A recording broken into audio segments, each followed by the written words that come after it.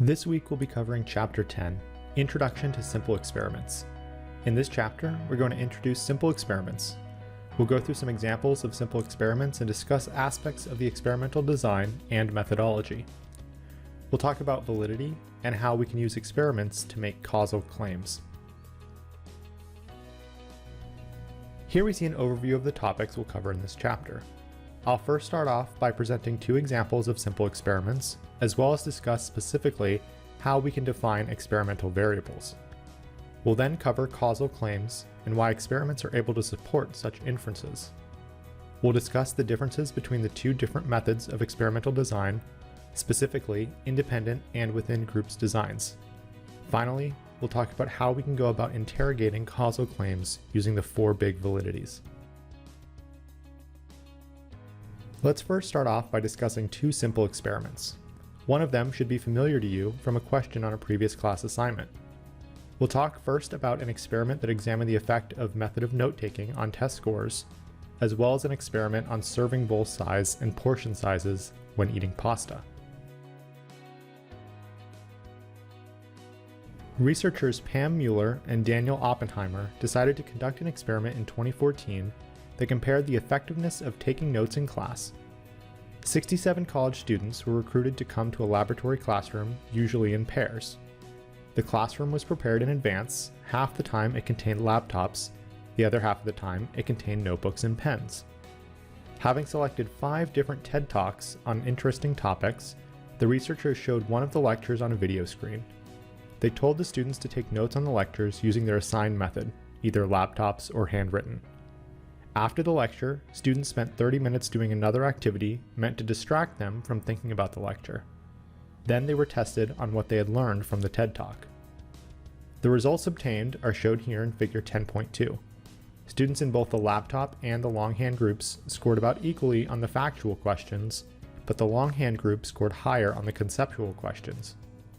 Like we've discussed in class, this is an experimental design primarily due to the inclusion of a manipulated variable.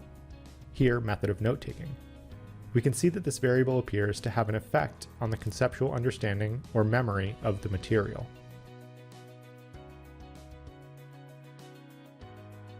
The second experimental example is presented here. Researchers at Cornell University conducted an experiment in 2012 to see if serving bowl size has an effect on portion size. Participants were randomly assigned to either the large bowl or medium bowl conditions. Then, during a kitchen laboratory-based lunch, participants served themselves from a communal serving bowl. Each participant's plate was weighed before he or she ate the pasta and afterwards to determine the amount of pasta they consumed. The graph on the left shows that participants took more pasta from the large serving bowl than from the medium one. The graph on the right shows that the large bowl participants consumed about 140 calories more than the medium bowl participants. The researchers concluded that the size of the serving bowl influenced how much pasta people served themselves and how much they ate. Again, we can see here the presence of a manipulated variable, or the serving bowl size, and the effect it has on both the amount of food taken and consumed.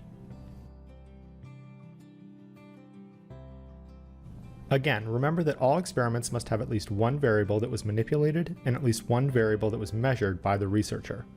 A manipulated variable is one where the researcher assigns participants to a particular level of the variable, for example, note-taking method, which had the levels of either computer or longhand, or serving bowl size, either large or medium. A measured variable is a variable in which researchers record what happens in terms of behavior or attitudes based on self-report, behavioral observations, or physiological measures. For example, the score on an exam or the amount of pasta that was consumed. We call these two types of variables, either manipulated or measured, independent and dependent variables. An independent variable, or IV, is manipulated by the researcher. For example, note-taking method was the independent variable in the academic achievement study. Independent variables have levels, and the levels of the IVs are called conditions. So if your IV was note-taking method, the levels or conditions could be handwritten or laptop. It's up to the researcher to select the conditions or levels. Dependent variables are variables that are measured by the researcher. they depend on the outcome of the experiment or the levels of the independent variable. There's also a third type of variable in experiments called a control variable. Control variables are any other variable that the experimenter holds constant across all participants. The term control variable is actually a misnomer because the word variable suggests change, yet a control variable is held constant. An example here is in the pasta study, all participants ate the same kind of pasta from the same type and size of plate. Now let's talk about why we can use experiments to support causal claims. We've discussed the 3 criteria necessary to make a causal claim before, which are presented here. We'll discuss each of them as they specifically apply to experimental designs. Specifically, how experiments establish covariance, is the cause variable related to the effect variable, how they establish temporal precedence, does the cause variable come before the effect variable, and how well-designed experiments establish internal validity. Are there alternative explanations for the results? Let's first talk about covariance. Both the pasta study and the note-taking study show covariance between the independent variable and the dependent variable. Covariance is indicated by a difference in group means. In the pasta study, participants in the large bowl condition ate more calories than those in the medium bowl condition. Independent variables answer, compared to what? You might recall that our personal experiences don't have the benefit of a comparison group, or a comparison condition. For example, let's say you always eat a lot of pasta at home, but you can't be sure if it's because your mom's large serving bowl or because you don't have anything to compare it to. If independent variables don't vary, or there's not a mean difference between groups, then covariance has not been established. Covariance is also about the outcome. Your outcome variable, or dependent variable, is important too. If the amount of pasta consumed was the same in both groups, then there's no covariance and serving bowl size does not influence how much people ate. It's important here to understand the difference between the different group types as well. The control group is the neutral or no treatment level of the IV. Not all experiments have or need a control group. The treatment group, or groups, are the non-neutral level or levels of the independent variable. Finally, the placebo group is the control group that is exposed to an inert or non-active treatment. The second condition necessary for a causal relationship is temporal precedence, or that the cause variable occurred before the effect variable. For example, in the pasta study, the experimenters manipulated the IV, or the serving bowl size, first, and measured the dependent variable second to ensure that the causal variable preceded the effect variable in time. This ordering of variables is present in all experimental study designs. Finally, to determine a causal relationship, we must also have good internal validity. Well-designed experiments do in fact establish good internal validity. However, poorly designed experiments include threats to internal validity, such as design confounds or selection effects. If you will recall, it is of primary importance to interrogate internal validity when making a causal claim. You need to be able to rule out third variable explanations and feel confident that the IV caused the change in the DV, and not some other variable. Confounds are these alternative explanations, and they can threaten internal validity. For example, in the pasta study, it would be a confound if some participants received less appetizing pasta and others received more appetizing pasta. In this case, your IV, serving bowl size, would be confounded or confused with pasta quality. So you couldn't be sure if it was the bowl size or the pasta quality that was affecting participants' consumption amount. We specifically refer to large confounds present throughout the study as design confounds. A design confound is a confound that appears systematically throughout your entire experimental design. A design confound is present when a second variable varies systematically along with the independent variable and provides an alternative explanation for the results. For example, consider the study on note-taking. If all of the students in the laptop group had to answer more difficult essay questions than those in the handwritten group, that would be a design confound. We would not know whether the difference in conceptual performance was caused by the question difficulty or the note-taking method. If a design confound is present, it threatens internal validity, and we can't support a causal claim in that case. It's important to note that internal validity is only threatened if there is systematic variability with the IV. For example, if those participants in the large dish group had higher quality pasta than those in the medium dish group, then there's systematic variability and a design confound. Unsystematic variability is random or haphazard and affects both groups. It is not a confound. However, it can make it difficult to detect differences in your dependent variable. A selection effect occurs in an experiment when the participants in one level of the independent variable are systematically different than the participants in the other level or levels of the IV. For example, a study in 1987 was conducted to test an intensive therapy for children with autism. Some children in the study received the new treatment and others continued their usual treatment. However, they were not randomly assigned to these groups because some families lived too far away for the intensive treatment, and other families requested the intensive treatment.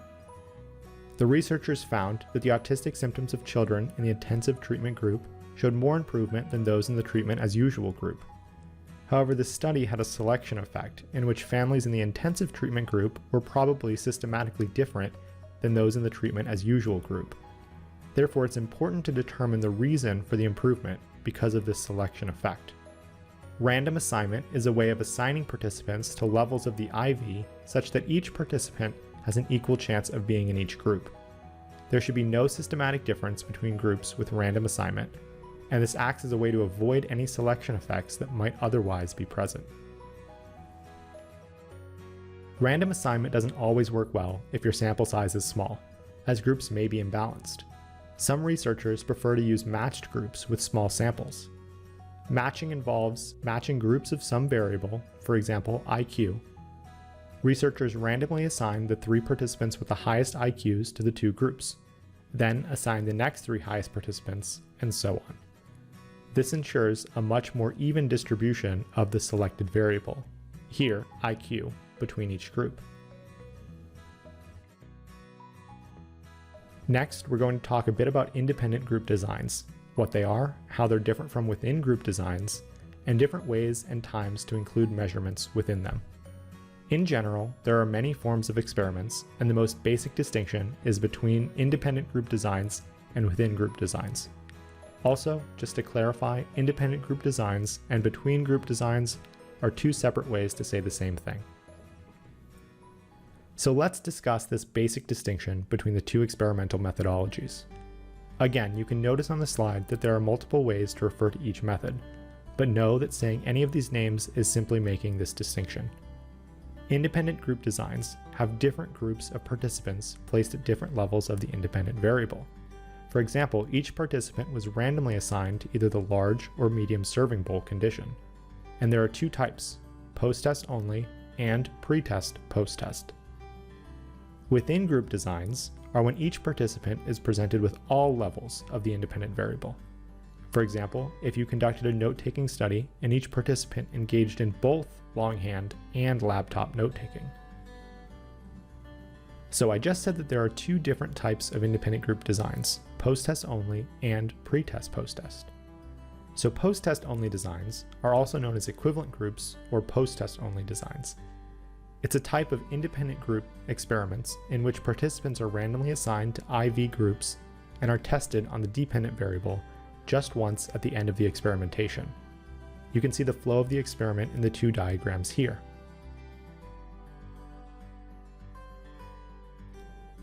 In a pretest post-test design, or an equivalence groups pretest post-test design, participants are randomly assigned to at least 2 different groups and are tested on the key dependent variable twice, once before and once after exposure to the independent variable. For example, the study on the effects of mindfulness training introduced in Chapter 1 is an example of a pretest post-test design. In this study, 48 students were randomly assigned to participate in either a 2-week mindfulness class or a 2-week nutrition class. 1 week before starting their respective classes, all students completed a verbal reasoning section of a graduate record examination, or GRE test. 1 week after their classes ended, all students completed another verbal reasoning GRE test on the same difficulty.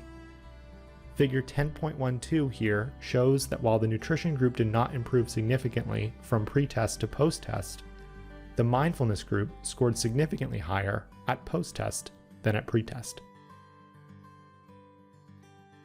So which of these two methods is better? Well, deciding which design is better depends on the researcher's particular goal. In some situations, it is problematic to use a pretest post-test design. For example, if the DV involves eating or physical exertion, participants might become full or exhausted by having a pretest and a post-test. In other situations, a pretest post-test design makes sense. For example, in Mueller's note-taking study. Post-test-only designs can still be very powerful, given the combination of random assignment and a manipulated variable, or IV. But if you want to make sure that groups are equivalent at the start, you'll need a pretest. Next, let's talk about the second type of group design, within group designs. There are two types of within group designs, concurrent measure designs and repeated measure designs. We're going to talk about each of these along with some of the advantages and disadvantages of using a within groups design. We'll also talk about the three criteria for a causal relationship with these types of designs, and also discuss whether or not a pretest post-test design is considered a within groups design. Let's first discuss a repeated measures design. So a repeated measures design is a type of within groups design in which participants are measured on the dependent variable more than once, after exposure to each level of the independent variable. Researchers Erica Bobthy and her colleagues used a repeated measure design to investigate whether a shared experience would be intensified even when people do not interact with the other person. They recruited 23 college women to a laboratory. Each participant was joined by a female confederate for the first condition. The two sat side by side, facing forward, and never spoke to each other. The participant and confederate were each given a piece of chocolate and asked to rate how much they liked it. Then the confederate was removed, and the participant was given another piece of chocolate and asked to rate how much they liked that piece. The participant was told that the two chocolates were different, but in fact they were exactly the same. The results showed that people liked the chocolate more when the confederate was also tasting it. We can see here that this is what's referred to as a repeated measures design. The procedure of tasting and rating a chocolate was repeated multiple times with the same participant, only under different circumstances, or levels of the independent variable. The other type of within subjects design we have is called a concurrent measures design. Here, rather than having a single participant undergo each level of the independent variable in sequence, or one after the other, like in a repeated measures design, they are exposed to all levels of the independent variable at the same time, then measured on the dependent variable. The example on this slide is of a study investigating looking preferences in infants. Here, they are exposed to both levels of the independent variable, male or female faces, then measured once on the dependent variable, or their looking preference. Now let's talk about some advantages of within group designs. First, participants in your groups are equivalent because they are the same participants and serve as their own controls. This helps to reduce any random differences that could occur between different groups of people. For example, some people really like dark chocolate and others do not. But in a repeated measures design, people bring their same level of affection for chocolate to both conditions, so their individual liking for the chocolate stays the same. The only difference between the two conditions will be attributed to the independent variable, whether people were sharing the experience with confederate or not. Second, these designs give researchers more power to notice differences between conditions. Within groups designs also provide more statistical power so that group differences are more likely to be detected. Power is the ability of a study to show a statistically significant result when an IV truly has an effect on a DV. Since the same people are in your groups, it reduces unsystematic variability, or noise, between groups that may obscure true differences that exist. And third, within group designs require fewer participants than other designs. If you want 20 participants in each condition, you'll need a total of 40 people for an independent groups design. However, if you run the same study as a within groups design, you'll only need 20 participants, because each participant experiences all levels of the independent variable. You can see this shown here in figure 10.15. However, we also need to remember the three criteria for causal claims to be made. We must have covariance, temporal precedence, and internal validity. Do within groups designs fulfill all of these three claims? Well, we need to be careful of the second criteria, temporal precedence. Does the independent variable come before the dependent variable? Well, sort of. One level of it does. However, the second time the independent variable is presented, it has now come after a dependent measure. It then becomes difficult to say that the participant isn't responding differently simply because they've already seen the stimuli or information already. This issue is called an order effect. To combat order effects, we must rely on a technique called counterbalancing. Counterbalancing is when you have some participants experiencing one level of the independent variable first, while other participants experience the level second. You can see an example in the chart on screen.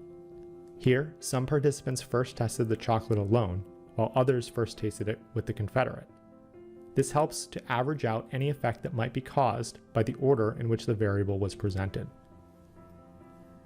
Order effects have the potential to threaten internal validity. An order effect occurs when exposure to one level of the IV influences reactions to other levels of the IV. Order effects are confounds for within groups designs because it might not be the levels of the IV that cause changes in the DV, but the order in which the conditions were experienced. One type of order effect is a practice effect, which occurs when participants either get better at a task from practicing or get worse at a task due to fatigue, called a fatigue effect.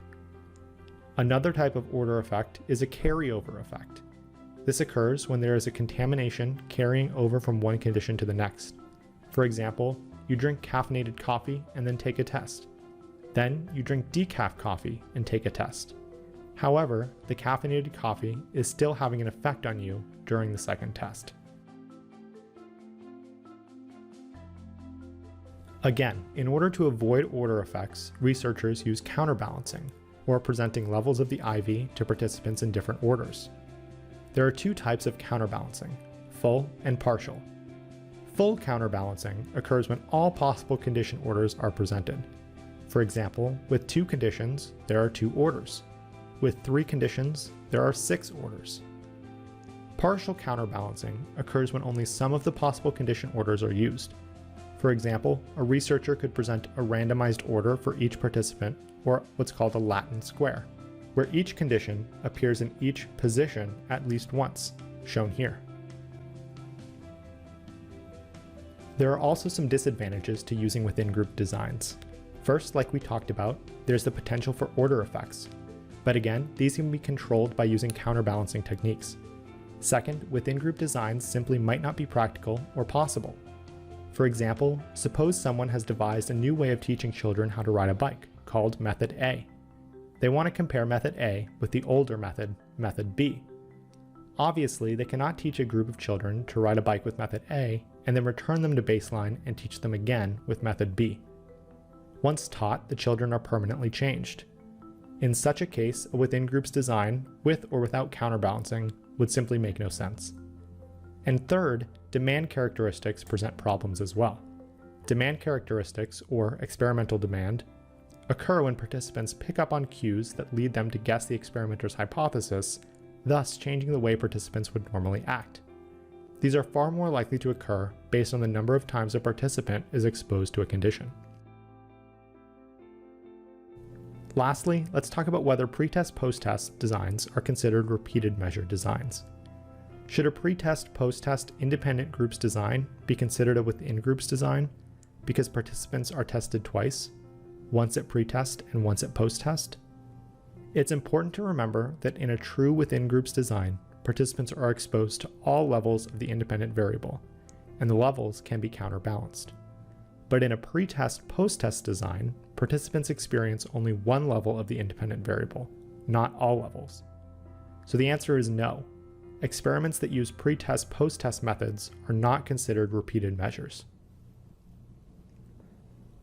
The last major section we'll cover in this chapter is how we can once again use the 4 big validities to interrogate our causal claims. We'll touch on each of these: construct, external, statistical, and internal validities. Let's first look at how we go about interrogating the construct validity. We'll once again use the note-taking study as our example. To interrogate construct validity in the note-taking study, you would start by asking how well the researchers measured their dependent variables, factual knowledge and conceptual knowledge.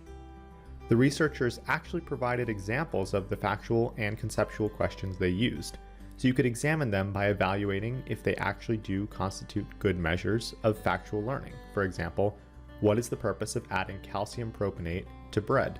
Or conceptual learning. For example, if a person's epiglottis was not working properly, what would be likely to happen? These two examples do seem to be appropriate types of questions, because the first asks for direct recall of a lecture's factual information, and the second requires people to understand the epiglottis and make inferences. To interrogate the construct validity of the independent variables, you would ask how well the researchers manipulated or operationalized them. In the note-taking study, this was straightforward. People were given either a pen or a laptop. This operationalization clearly manipulated the intended independent variable. A manipulation check is an extra dependent variable that researchers can insert into an experiment to convince them that their experimental manipulation worked. A manipulation check was not necessary in the note-taking study because research assistants could simply observe participants to make sure they were actually using the laptops or pens they had been assigned.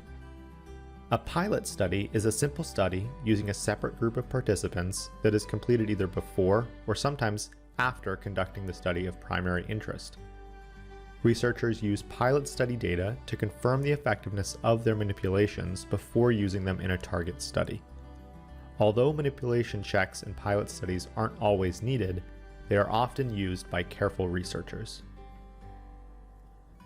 Recall that Mueller and Oppenheimer originally proposed that laptop note-taking would let students more easily take notes verbatim compared to taking handwritten notes.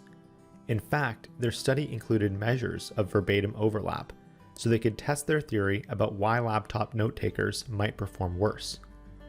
After transcribing each person's notes, they measured how closely the notes overlapped verbatim with the lecture material. However, it turned out that people in the laptop condition had in fact written more verbatim notes than people in the handwritten condition. In addition, the more people wrote verbatim notes, the worse they did on the essay test. The researchers supported their theory by measuring key constructs that their theory proposed. For external validity, we need to consider how the claims can be generalized. How were the participants selected for the experiment? Was random sampling used? In the note-taking study, the 67 students were a convenient sample, rather than a random sample, of undergraduates from Princeton University. Because they were a convenient sample, you can't be sure if the results would generalize to all Princeton University students, not to mention to college students in general. In addition, because the study was run only on college students, you can't assume the results would apply to middle school or high school students. External validity also applies to the types of situations to which an experiment might generalize. The note-taking study used 5 videotaped TED Talk lectures. In their published article, Mueller and Oppenheimer reported 2 additional experiments, each of which used new video lectures. All 3 experiments found the same pattern, so you can infer that the effect of laptop note-taking does generalize to other TED Talks. However, you cannot be sure from this study if laptop note-taking would generalize to a live lecture class. You also don't know if the effect of laptop note-taking would generalize to other kinds of college teaching, such as team-based learning or lab courses. What if external validity is poor? Remember that in an experiment, the validity that is emphasized most is internal validity, or experimental control. In order to achieve experimental control, researchers sometimes conduct their studies in artificial laboratory environments that may not represent the real world. Many experiments sacrifice real-world representativeness in exchange for internal validity. Testing their theory and testing out the causal variable from potential confounds are the steps most experiments take care of first. In addition, running an experiment on a relatively homogeneous sample, such as college students, meant that the unsystematic variability was less likely to obscure the effects of the independent variable. We must also ask ourselves, is the difference statistically significant? Is the difference between means obtained in the experiment statistically significant? Are you reasonably sure that the results did not occur by chance? If your result isn't statistically significant, then you can't conclude that you have covariance. First, how large is the effect? Effect size can help determine covariance. Typically, the larger the effect size, the stronger the causal effect is. In experiments, researchers use an indicator of standardized effect size called D. This coefficient quantifies how far apart two groups are on the dependent variable. It indicates distance between group means and how much scores within groups overlap. Large D values mean a stronger effect of the independent variable on the dependent variable. Small d equals a lot of overlap in your groups. See the figure on the right, which illustrates that the difference between means is exactly the same in the two groups. The effect sizes are different, however, because of the spread of those scores, or the amount of overlap. Table 10.2 shows Cohen's guidelines for effect sizes using D. Remember that internal validity is the top priority when interrogating a causal claim, and we must ask ourselves three important questions. 1. Did the experimental design ensure that there were no design confounds, or did some other variable accidentally covary along with the independent variable? The researchers in the note-taking study made sure people in both groups saw the same video lectures in the same room, and so on. 2. If the experimenters used an independent group's design, did they control for selection effects by using random assignment or matching? Random assignment helped control for selection effects in the note-taking study. And 3. If the experimenters used a within groups design, did they control for order effects by counterbalancing? Again, counterbalancing was not relevant in the note-taking study because it was an independent group design. So let's wrap up this week's topics. We first went over two examples of simple experiments, Mueller and Oppenheimer's note-taking study, and the pasta bowl serving size study. We talked about the different types of variables we have in experimental studies.